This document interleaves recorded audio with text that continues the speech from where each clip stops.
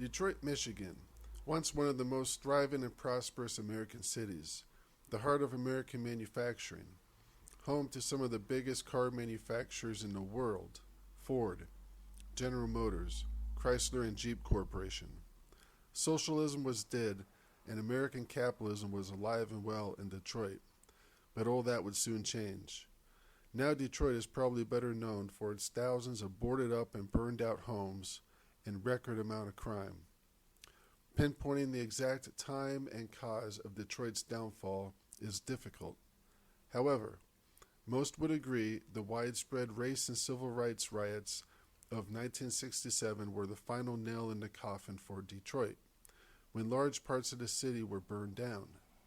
Today, even over 50 years later, many parts of Detroit still have not recovered from these riots, and some parts have even gotten worse.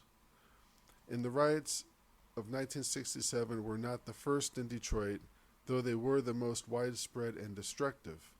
There were smaller scale riots occurring in both 1942 and 1943. But what could have caused all this havoc? What was Detroit like before all the rioting and destruction? Manufacturing jobs peaked in Detroit during the 1940s, with over 320,000 people being employed in relatively well-paying factory jobs. By the mid-1950s, this number had dropped by over 30% to about 200,000 people, or a loss of more than 100,000 jobs. Though much of the job loss can be attributed to the end of the Second World War, other social problems were brewing under the surface. During this time, the phenomenon later known as white flight, or when large numbers of white people leave a geographical location, had already begun. From census figures, the white population of Detroit peaked around 1950 at about 1.5 million, and by 1960, over 20%, or roughly 350,000 of Detroit's white population, have packed up and left. This trend would continue and even pick up pace following the riots of 1967. However, the major crime wave had yet to hit Detroit in the 1950s or even the early 1960s. Though crime was still up, it was still only a fraction of what it would be like following the 67 riots. The following graph from the U.S. Center of Health Statistics shows the murder rate in Detroit for the last 80 years. After initially increasing during the late 1940s, the murder rate stayed relatively steady during the 1950s and early 1960s at about 100 murders per year, which for a city of about 1.8 million people would have still been considered relatively elevated, though far lower than the crime wave that was coming, which would see this figure multiply by several fold. What we do know is prior to the massive 1967 riots, jobs had been leaving, unemployment was moving higher, and crime, though high, was still manageable. And then the 1967 riots happened. In the early morning hours of Sunday, July 23rd, at around 3:45 a.m., the Detroit police raided a blind pig on 12th and Claremont Street in a largely black part of town. And what is a blind pig, you ask? Blind pigs were basically unlicensed neighborhood bars that stayed open after the normal bars would close at 2 a.m. And the blind pig on 12th and Claremont appeared to be a very popular spot to have an after-hour drink that night. The 4 police officers on the scene had been expecting a small group of bar patrons inside the blind pig, but instead they found a group of about 85 people, all celebrating the return of 3 neighborhood Vietnam veterans. For some reason, the decision was made to arrest all 85 for simply being in the building and drinking after hours.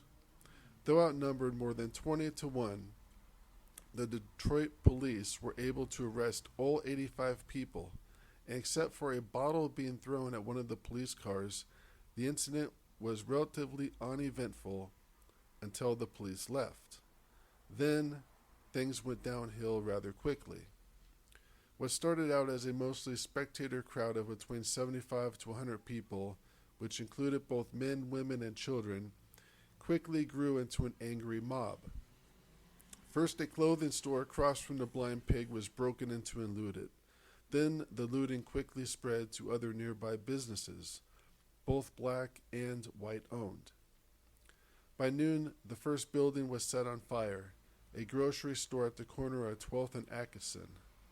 The mob had now grown to several thousand people, and the police were powerless to stop it.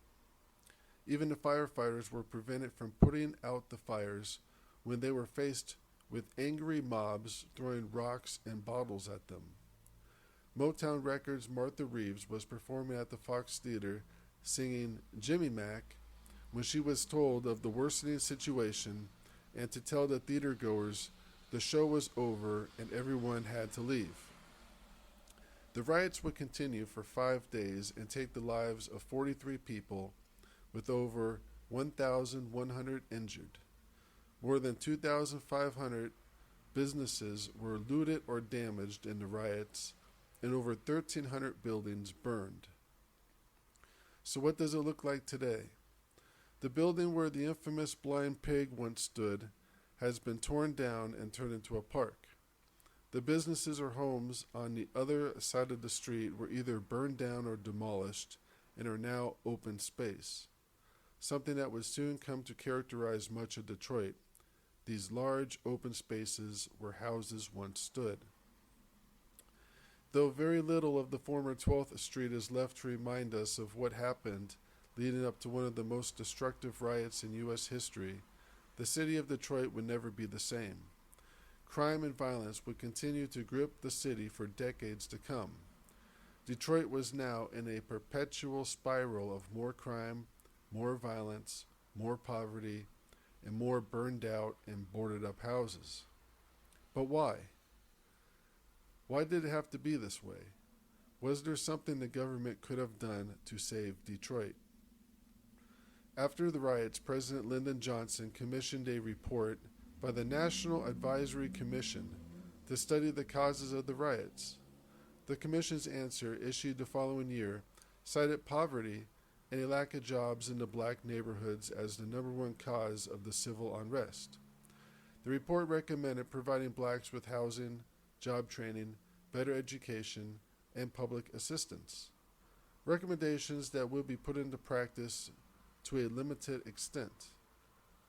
It should also be noted that of the 7,200 people arrested during the riots for charges ranging from breaking curfew to looting, approximately 20% of those were white. However, the government's report ignored this fact and did not make any suggestions with how to alleviate white poverty and crime. Following the 1967 riots, the crime rate would explode and the exodus from the city quickly hastened. The murder rate would hit an all-time high in Detroit in 1974 when 714 people were murdered in that year alone, which is almost 2 murders every single day. And though murders have decreased to 309 people killed last year in 2022, that is still one of the highest murder rates in the country, considering Detroit has less than half the population it did in the 1950s. And as thousands of people were dying in Detroit year after year, what was happening to Detroit's manufacturing industry? Many manufacturers either went out of business, left the area, or even the country for cheaper foreign labor, or significantly downsized what little operations remained. Though not technically in the city of Detroit, Ford's River Rouge complex is next door in Dearborn, Michigan, is a good example of what happened to many of the larger factories in the Detroit area that did survive. The River Rouge complex is a massive automobile manufacturing facility built in 1917 that covers over 900 acres with over 16 million square feet of factory space. This facility has produced almost every Ford vehicle from the Model T to the new F-150 pickup truck. At one time, Ford's River Rouge produced nearly every part needed for manufacturing a vehicle, from the steel for the frame to the glass for the windshields. However, much of that has now changed, and Ford's River Rouge is now better known as an assembly plant, putting together pre-made parts built somewhere else, and employing far fewer people in the process. In the 1920s, Ford employed over 100,000 people at the River Rouge factory alone. Today, it employs only a small fraction of that, or about 6,000 people. That's over 90,000 jobs that have been outsourced at just this one factory alone. Though still a massive operation even by today's standards, Ford is just a shell of its former self in the Detroit job market. Yet other companies would be even less fortunate. This is the Fisher Body Plant, which was built in 1919 to produce auto bodies for Buick and Cadillac. The plant is 6 stories tall and has approximately 536,000 square feet. Fisher had more than 40 plants in the United States and at its peak employed more than 100,000 people. In the 1920s, Fisher merged with General Motors. The Fisher factory survived until 1984 when GM closed the plant, and whatever manufacturing remained was to be transferred to other GM factories. The building sat empty until 1990 when Carter Color Coat Company purchased the Fisher plant to use in industrial painting. However, that didn't last long as the company went bankrupt 3 years later, and in the year 2000, ownership of the Fisher plant went to the city of Detroit for unpaid taxes, which would also be a common theme for many other former factories and even residential homes as well. The property has sat mostly vacant for nearly 30 years, and only part of the property is currently being used as a police impound lot. The city has attempted to sell the property in the past for as little as $300,000 without any takers. Though this might not be such a good deal, as over $1 million has already been spent by the EPA to clean up the site, which is still contaminated by heavy metals in the soil and inside the building's interior. And here's a closer look at the lives of some of the people who ran the Fisher business. The Fisher brothers, they had a rather large family, and there were 7 brothers who owned Fisher Auto and lived in the Detroit area. These are some of the Fisher houses. This home was owned by Charles Fisher and was built in 1924. The home has 14 bedrooms and 15 bathrooms and is over 15,000 square feet. The house last sold in 2017 for $1.25 million, and the current property taxes are around $22,000 per year. And this other house was owned by Frederick Fisher and built in 1918. The home has 6 bedrooms and 4.5 bathrooms and is approximately 9,000 square feet.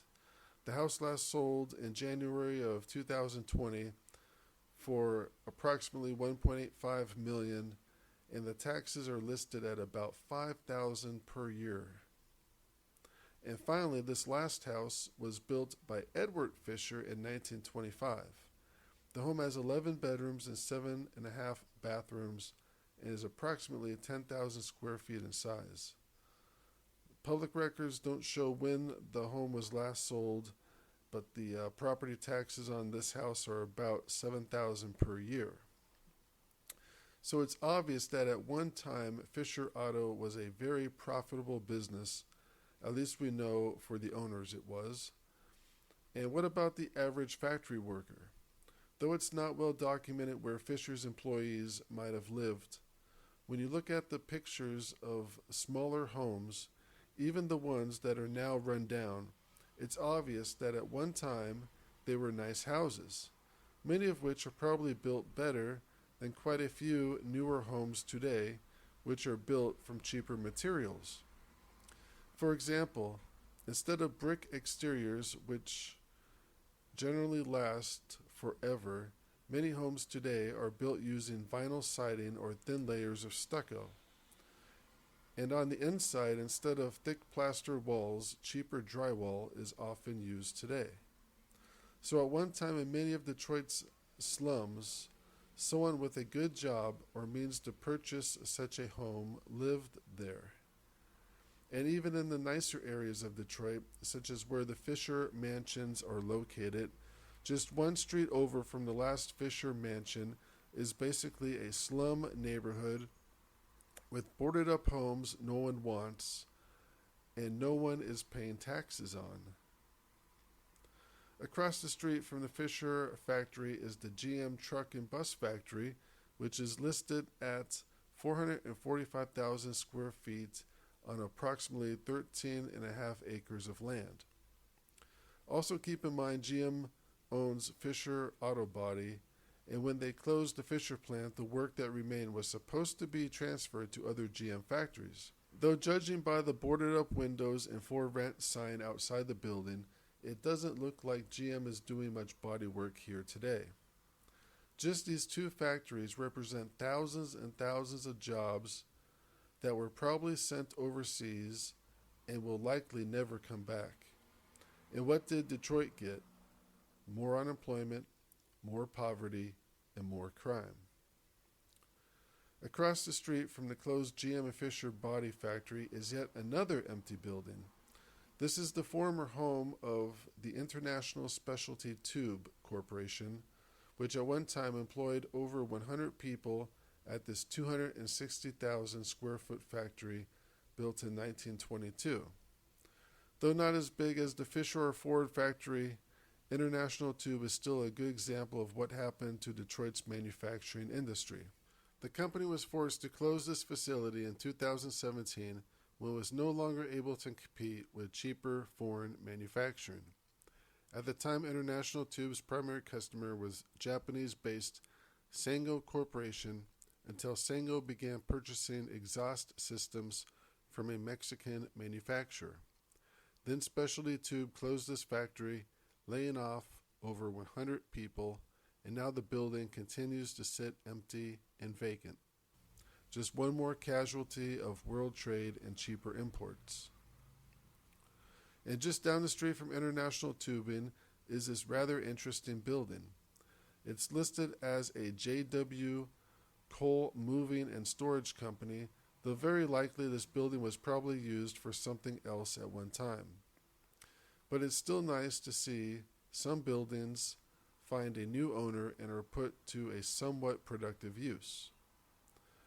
And just down the street from J.W. Moving is probably one of the largest abandoned buildings in all of Detroit, or maybe even in the entire world. This is the 3.5 million square foot Packard automobile plant, which at its peak employed about 40,000 people just here in Detroit. And even by modern day standards, this is just a massive factory. It stretches for block after block, and at some point even has its own bridge. In the early 1900s, the Packard plant produced around 100,000 cars per year, and Packard made mostly luxury vehicles and was actually the first car manufacturer to offer air conditioning on some of its higher-end models in 1939. Following the Second World War, Packard began losing market share to GM's Cadillac, and by the 1950s, the company was forced to merge with Studebaker, which was also struggling financially. The last Packard was produced in 1956, and by 1958, the Packard factory was closed.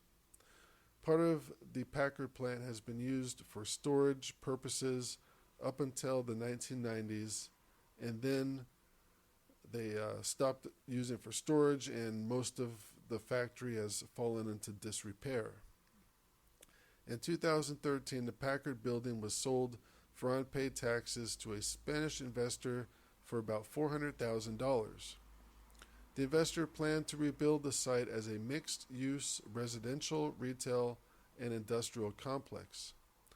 However, as of 2022, the builder has announced plans to sell the property instead and abandon efforts to redevelop the site. It's unclear if there will be a buyer for such a large building, and at this point, much of the structure is in such a state of disrepair that most of the buildings would likely need to be demolished. And just 1 mile to the west of the Packard plant is the still open and running General Motors Hamtramck assembly plant. And though it's good news, GM still has manufacturing operations in Detroit, their story is rather similar to Ford's. The Hamtramck assembly plant sits on 362 acres and cost over $500 million to build, so it's another massive industrial complex. The plant opened on April 21st, 1985, so it's also relatively new. The Hamtramck plant started out building Cadillac car bodies and at its peak in the 1990s employed about 4,200 people. And though this is still a massive factory, they just don't employ as many people as you would expect.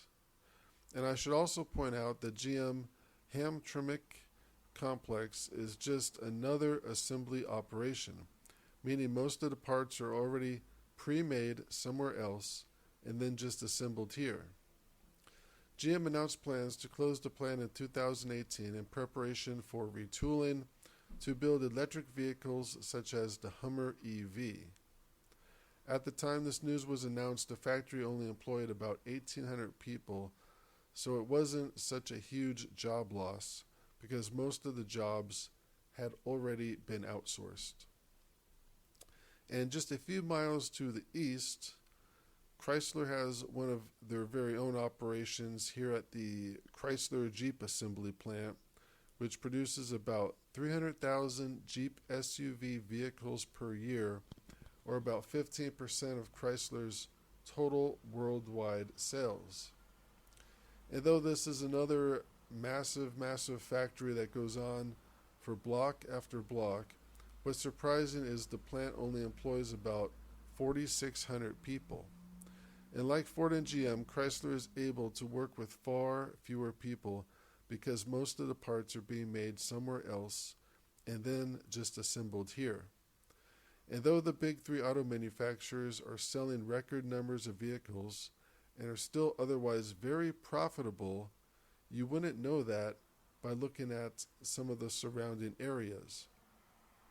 This is what the area looks like just down the street from the Chrysler Jeep factory. More boarded up and falling down houses. It's just like being in a third world country that is literally just steps away from some of the most thriving and profitable manufacturers in the world. And across the street from the Jeep Chrysler factory is yet another factory, and this one is also still open. This is the Mack Engine Complex, which also happens to be owned by the Chrysler Corporation. Mack Engine currently employs about 1,300 people in this massive 1.4 million square foot factory, which is even big enough to have a street named after the plant here on Mack Avenue. This property has a long history of manufacturing and started out in 1916 as the Michigan Stamping Company, which built auto bodies for both Ford and Plymouth.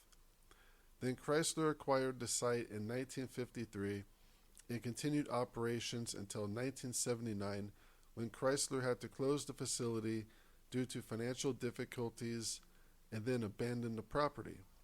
The city of Detroit then came in and purchased the property in 1982, but was unable to afford the expenses associated with environmental remediation, and the property sat vacant for several years. Then in 1990, Chrysler came back in and repurchased the property from the city and built this new factory that now builds engines for both Chrysler and Jeep vehicles. And though it's nice this Chrysler site had a good ending, we're still left with the fact that nearly all these massive industrial complexes employ only a fraction of their former staffs, leaving Detroit with huge gaps in its manufacturing base. Detroit is now a city of stark contrasts, a city where technologically advanced first world manufacturing operates right next to dangerous and deadly third world neighborhoods. Can Detroit continue on this path of so many haves and even more have nots? The city is certainly down but not completely out. Detroit might have gotten to the point where it just couldn't get much worse. Unless, of course, the remaining manufacturing jobs leave. Will Detroit ever come back? And what should the city do with the thousands and thousands of boarded up homes and businesses? And are there any lessons to be learned here? Can what happened in Detroit also happen in, say, New York or Los Angeles? Please leave your comments below, and thank you for watching.